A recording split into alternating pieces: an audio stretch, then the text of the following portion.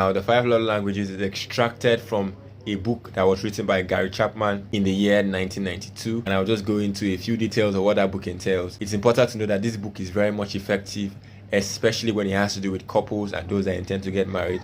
So if you have intention of getting married and you're wondering what book, I would recommend the five love languages. Of course, we're in the Gen Z era where you may not think that some things that are there apply to us, but I can tell you that some of those principles are very timeless and very effective. I'll proceed to talk about what these five love languages are. The first one on the list is words of affirmation.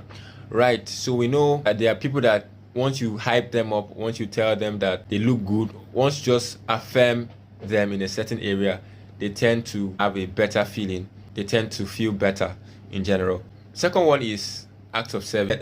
I once heard a story of a man who, when he was much younger, he was always told to do too many chores by his parents, and so he decided that when he grows up, all the house chores will be pushed aside to his wife. And of course, this caused some problems which had to be resolved later on. So please don't be like this man. If you're a man and you intend to push all the house and kitchen job to your wife, you know that things have changed and you should also act accordingly. Thank you so much. The third one on the list is physical touch. Right, this is not far-fetched, where it has to do with obviously touching.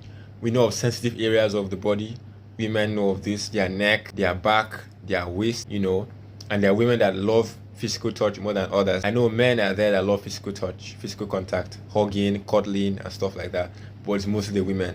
So if your wife or your spouse happens to fall under this category, ensure that you give them these to the fullest capacity as well. Giving of gifts. When I first read about it, I felt like giving of gifts is universal. Like everyone, every woman especially. I'm not trying to be biased, but women love receiving gifts. And so I don't think there is any woman that doesn't love receiving gifts, and the only way you show them love is by receiving or by giving them gifts. The final one here is quality time.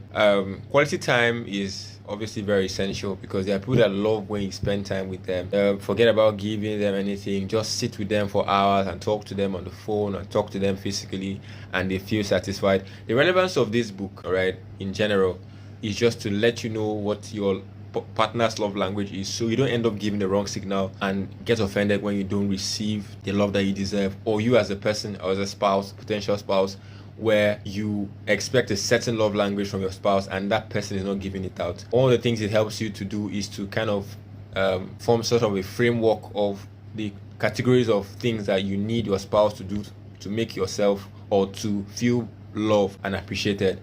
And if you look through these five love languages, I believe that you can find one of those things that applies specifically to you. They interchange, right? Somebody can have more than one. Somebody can have all five as their major love languages. Someone can have more than one of the love languages. So it's not like it's a one thing but people have major ones where they can say this is the one that I love the most.